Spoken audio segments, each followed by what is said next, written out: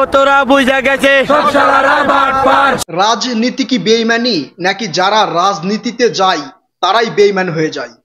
প্রিয় দর্শক, প্রশ্ন আপনাদের কাছে, আমরা কি নতুন বেঈমানির রাজনীতি দেখতে যাচ্ছি, নাকি নতুন করে বেঈমানি সৃষ্টি হচ্ছে রাজনীতিতে? এর প্রশ্নের উত্তর আপনারা দিবেন। এখন আপনাদেরকে বলি, এই যে ছাত্ররা যে নতুন দল আত্মপ্রকাশ করলো, এটা কিসের বিনিময়ে? এই জুলাই আগস্টে যে আন্দোলন হয়েছে, এই আন্দোলনে যারা অংশগ্রহণ করেছে সবারই কিন্তু এটা ফল। তাহলে যারা জুলাই আগস্টে আন্দোলন করেছে, যারা কাঁধে কাঁধ মিলিয়ে রাস্তায় নেমেছে, তারা কেন এই নতুন দলের বিপক্ষে কথা বলছে?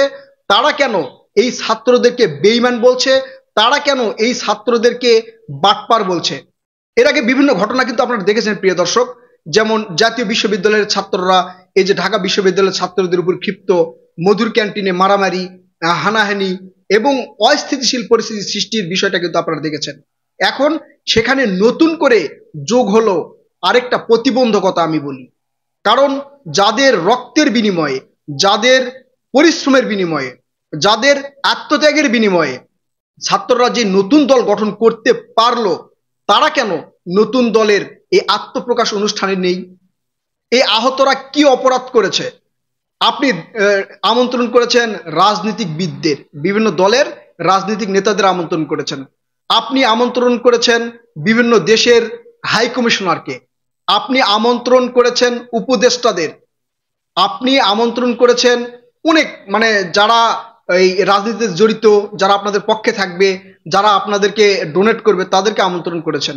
কিন্তু যাদের রক্তের উপর দাঁড়িয়ে, যাদের ত্যাগের বিনিময়ে আপনারা রাজনীতিতে আসতে পারলেন এবং নতুন একটা দলের আত্মপ্রকাশ করতে পারলেন, তাদেরকে কেন দাওয়াত দেওয়া হলো না?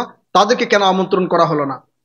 এই যে যারা আহত ছিল, আপনারা এর আগে শহীদ মিনার অনুষ্ঠান করলেন, আহতদেরকে নিয়ে এসে বক্তব্য দেওয়ালেন, বিভিন্ন জায়গায় মিটিং মিছিলে আহতদের কাছে গেলেন, তাদেরকে মানুষজনকে দেখানোর চেষ্টা করলেন যে আমার ভাইয়েরা আহত হয়েছে, আমার ভাইদের রক্তের বিনিময়ে আমরা স্বৈরাচারীকে বাংলাদেশ থেকে বিতাড়িত করতে সক্ষম হয়েছি। আপনারা যখন রাজনীতিতে পদার্পণ করলেন, নতুন দলের আত্মপ্রকাশ করলেন, আহতরা কি অপরাধ করেছিল? আহতরা কি অপরাধ করেছিল আপনাদের সাথে যুক্ত হয়ে আন্দোলন করা? আহতরা কি অপরাধ করেছিল তারা এই ফ্যাসিবাদী বিরোধী আন্দোলনে যুক্ত হয়ে আপনাদেরকে সহযোগিতা করা? ফ্যাসিবাদকে মুক্ত করতে নিজের হাত হারিয়েছে, পা হারিয়েছে, চোখ হারিয়েছে, পঙ্গু হয়ে গেছে অনেকেই। এটা কি তাদের অপরাধ ছিল? প্রিয় দর্শক, চিন্তা করেন, যারা যারা ত্যাগী, আপনারা কি করেছেন? আপনারা আন্দোলনের নেতৃত্ব দিয়েছেন, আপনারা আহত হয়েছেন, আপনারা নিহত হয়েছেন, হন নাই। যারা আহত তাদেরকে আপনারা অবজ্ঞা করলেন, এটাকে আমি অবজ্ঞা বলি, অসম্মান বলি। আপনারা অসম্মান করলেন। আপনাদের আত্মপ্রকাশের অনুষ্ঠানে তাদেরকে দাওয়াত দিলেন না কেন? শহীদের পরিবারের পিছনে তাদের সিট থাকার কথা, আপনারা কেন তাদেরকে দাওয়াত দিলেন না? আপনারা কি তাদের সাথে বেইমানি করলেন না? আপনারা তাদেরকে অসম্মানিত করলেন না, অবজ্ঞা করলেন না? প্রিয় দর্শক, চিন্তা করেন, যাদের হাত পা, এই চোখ, বিভিন্ন অঙ্গের বিনিময়ে জীবন এই আন্দোলনটা সফল হয়েছে, যারা জীবন দিয়েছে তাদের জন্য এই আন্দোলনটা সফল হয়েছে, এখন তাদেরকে অবজ্ঞা করে নতুন দলের আত্মপ্রকাশ হলো, সেখানে তাদের কোনো ঠাঁই নেই। পদ পদবি তো দূরের কথা, তাদের কোনো ঠাঁই নেই। আপনি শহীদ পরিবারকে সেখানে ডেকেছেন, এক শহীদের বোনকে দিয়ে আপনার দলের নাম এবং আহ্বায়ক সদস্য সচিবের নাম ঘোষণা করালেন। আহতরা কি অপরাধ করেছে আপনাদের কাছে? আপনারা কি আসলে এদেরকে ছেড়ে দিয়ে এই রাজনীতিগুলো করতে চেষ্টা করতেছেন শুধু শহীদদেরকে নিয়ে? আমরা কিন্তু এর আগে দেখেছি বিভিন্ন দল, কারণ কেউ মারা গেলেই বলে সে আমার দলের লোক, লাশ নিয়ে রাজনীতি আমরা দেখেছি। আপনারা তো সেই পথেই পা দিচ্ছেন, আপনারাও সেই পথেই পা দিচ্ছেন। প্রিয় দর্শক, চিন্তা করেন কিভাবে তারা এটা করতে পারলো, যেখানে জুলাই আগস্টের আন্দোলনে প্রথম কাতারে থাকার কথা শহীদ, দ্বিতীয় কাতারে আহতরা, তৃতীয় কাতারে থাকার কথা যারা নেতৃত্ব দিয়েছে তাদের। কিন্তু এরা করলো কি? শুধু শহীদ পরিবারদেরকে আমন্ত্রণ করলো, আর আহত যারা ছিল তারা সেখানে আছে। শুধু সেখানে আছে তা নয়, এই আহতদের চিকিৎসার জন্য যে টাকা সরকারের ফান্ড থেকে দেওয়ার কথা, জুলাই আগস্টের যেই স্মৃতি ফাউন্ডেশন করা হয়েছিল, সেই স্মৃতি ফাউন্ডেশনের মাধ্যমে আহতদের যে চিকিৎসা করার কথা, তাদেরকে টাকা দেওয়ার কথা, আর্থিক অনুদান দেওয়ার কথা, সেটা কিন্তু এখন পর্যন্ত দেওয়া হয় নাই। আরো কতদিন পর হলে আপনারা দিবেন?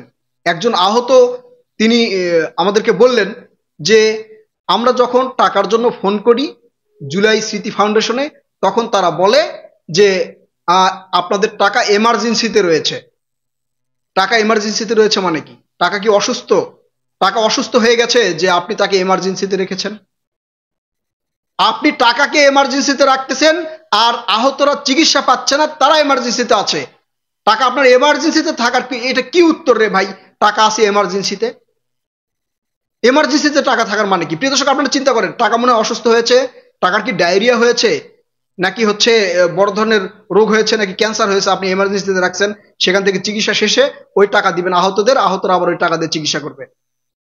প্রিয় দর্শক, এই যে আমরা যে অবমাননা করা, এটা এক প্রকার বেইমানি বলেন। এই বেইমানি করার যে রাজনীতিটা, সেটা কিন্তু আমরা এখন দেখতেছি। নতুন দলের যেই চেতনা, যে স্পিড ছিল, শহীদ, আহত এবং যারা এখানে অংশগ্রহণ করেছে সবাই মিলিত হয়ে বাংলাদেশে নতুন একটা রাজনৈতিক দল তারা তৈরি করবেন। প্রথম ধাপেই বাদ দিলেন আহতদের।